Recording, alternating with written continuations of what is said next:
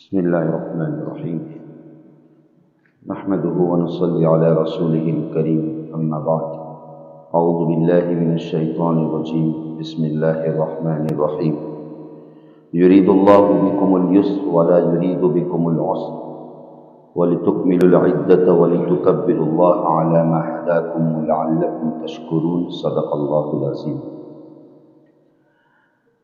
رمضان المبارک کی حیثیت سے ہم سب جانتے ہیں کہ اس کا ہر لمحہ، ہر موقع یہ باعث رحمت اور باعث برکت ہوتا ہے۔ اس کے ابتدا بھی برکت والی ہے اور اس کے انتہا بھی برکت والی ہے، لہذا اس کے آخری عشرے میں جو لیلۃ القدر کی بات ہم نے سنی، یقیناً یہ سب سے افضل رات ہے جو اللہ تعالیٰ نے اس کے آخری عشرے میں اور روایات کے پیش نظر طاق راتوں میں اللہ تعالیٰ نے رکھی ہے۔ اسی طریقے سے ایک اور رات ہوتی ہے جس رات کو لیلۃ الجائزہ کہا جاتا ہے۔ اکثر لوگ اس رات سے ناواقف ہوتے ہیں اور یہ سمجھتے ہیں کہ جہاں عید کا چاند نظر آ گیا شوال کا تو اب بات ختم ہو چکی ہے، معاملہ ختم ہو چکا ہے۔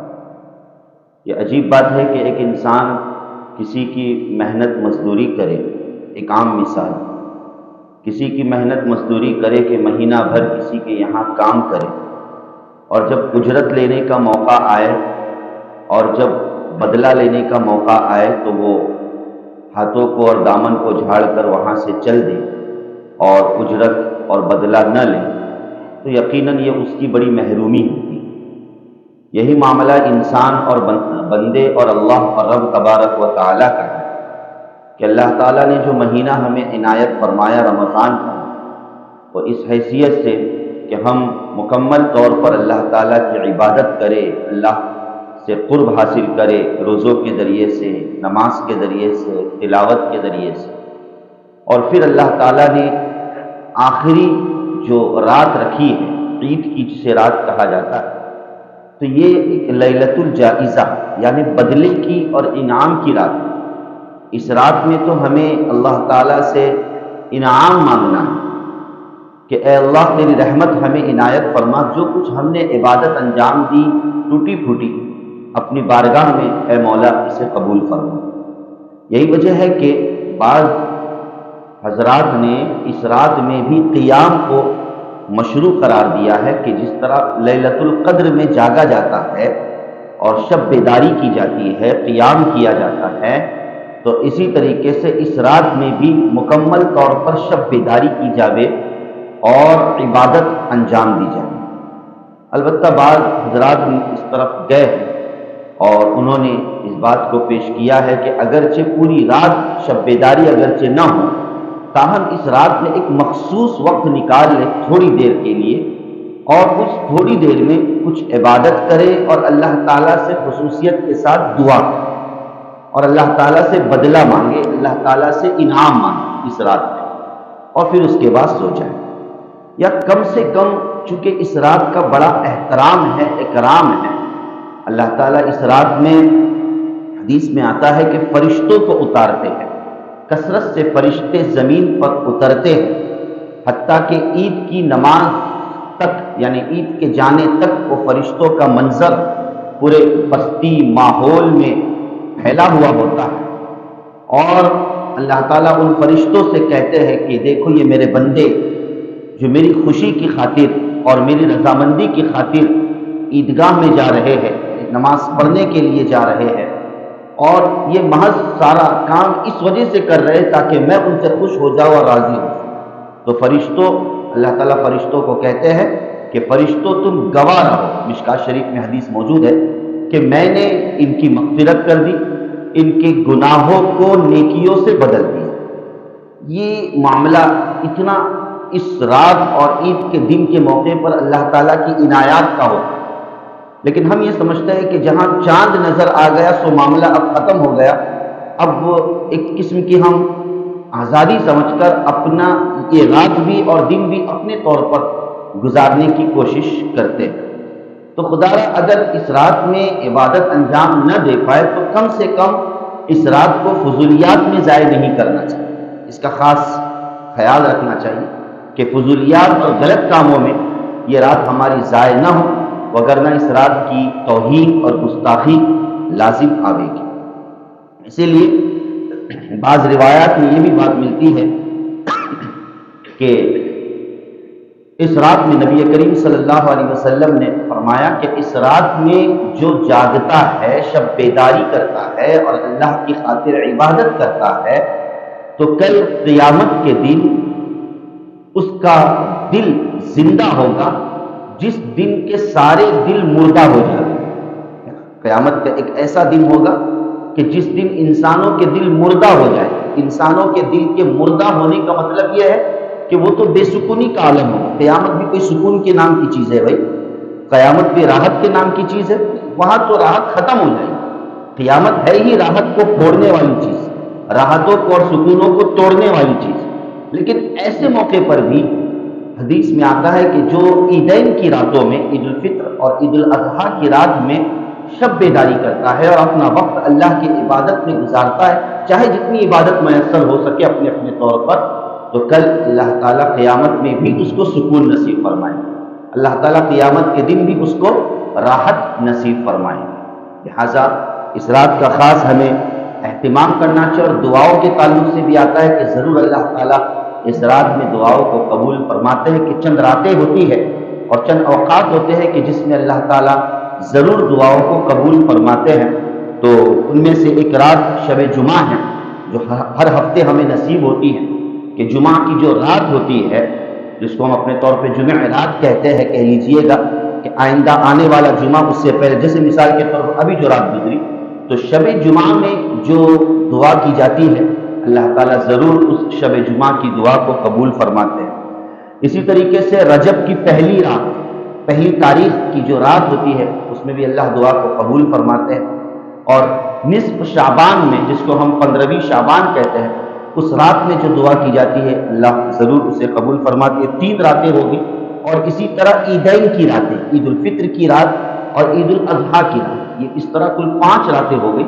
ان ایام میں ضرور اللہ تعالیٰ دعا کو قبول فرماتے ہیں، اس لیے خاص دعاؤں کا ان راتوں میں اہتمام کرنا چاہیے۔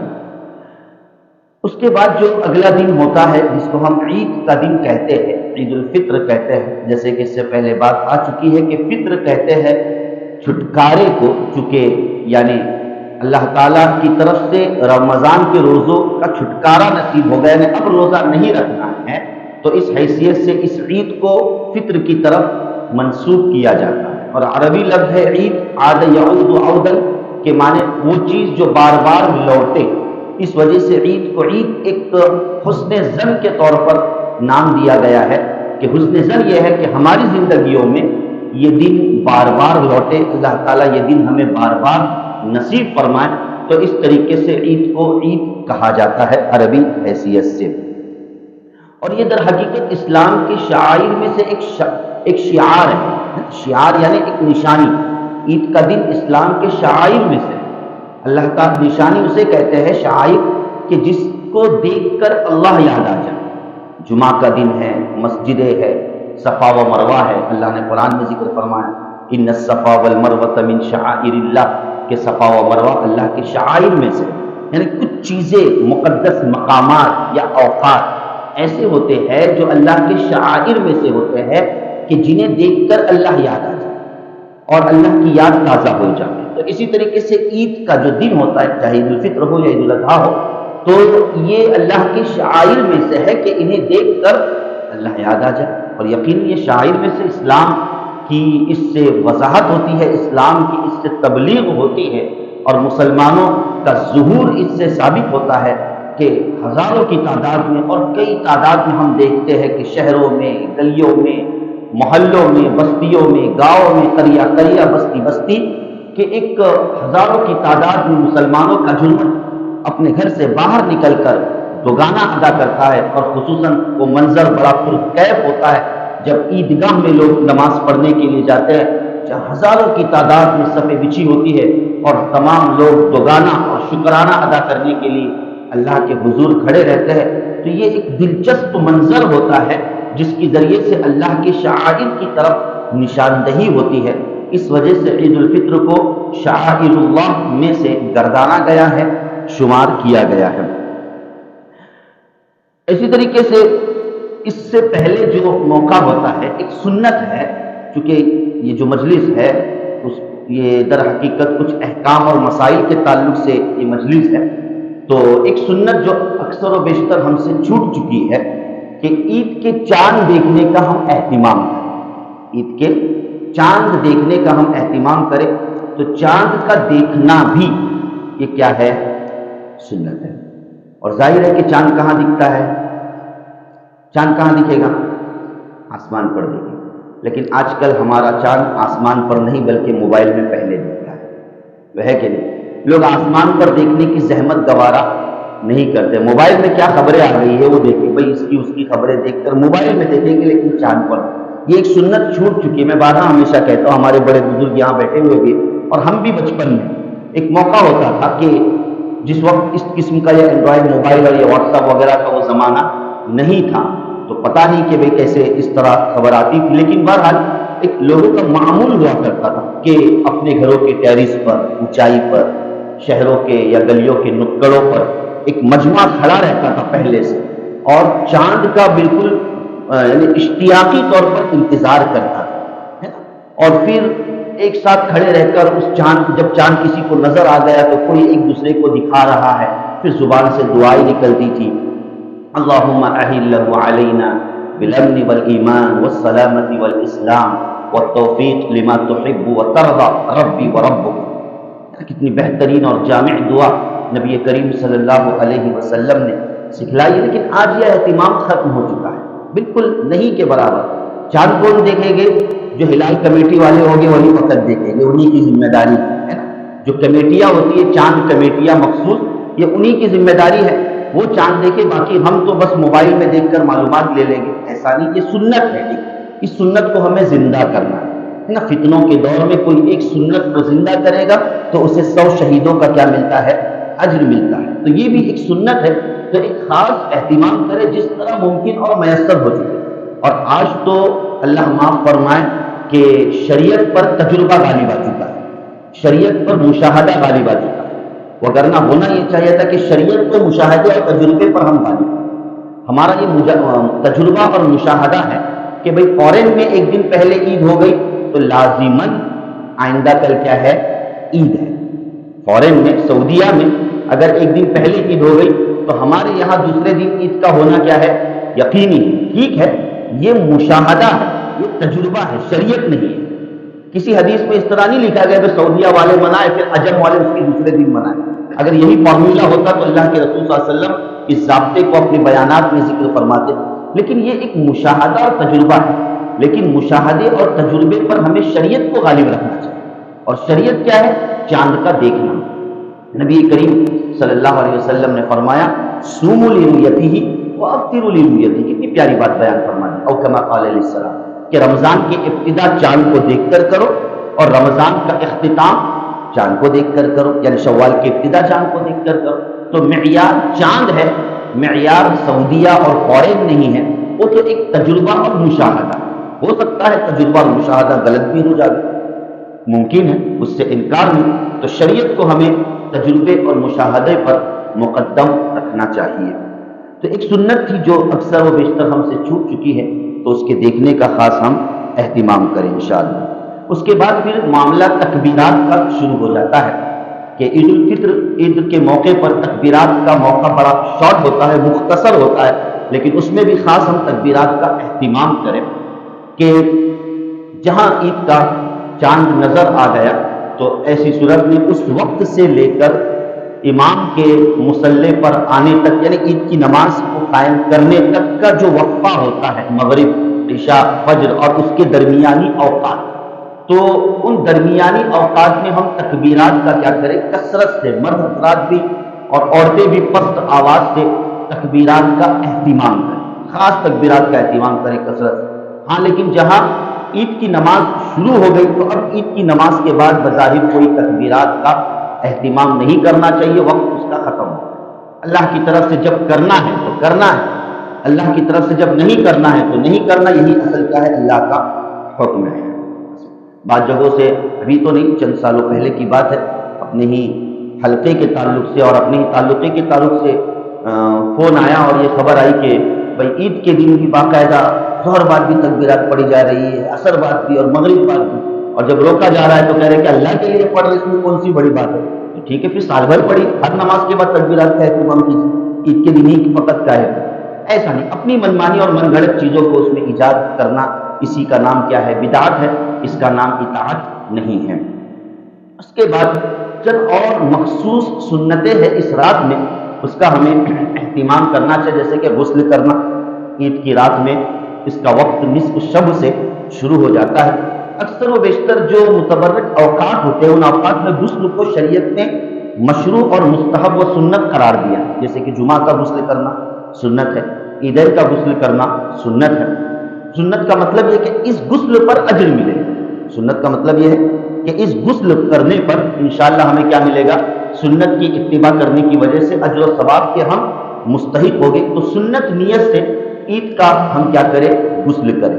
اب نیت کے لیے باقاعدہ تلفظات ضروری نہیں، دل میں ارادہ کریں کہ بھائی، تاکہ اسی ارادے کے ذریعے سے عادت اور عبادت میں فرق ہو جائے کہ میں یہ غسل کس لیے کر رہا ہوں، تاکہ میرے نبی صلی اللہ علیہ وسلم نے فرمایا ہے اور سنت ہے، اس لیے میں کیا کر رہا ہوں؟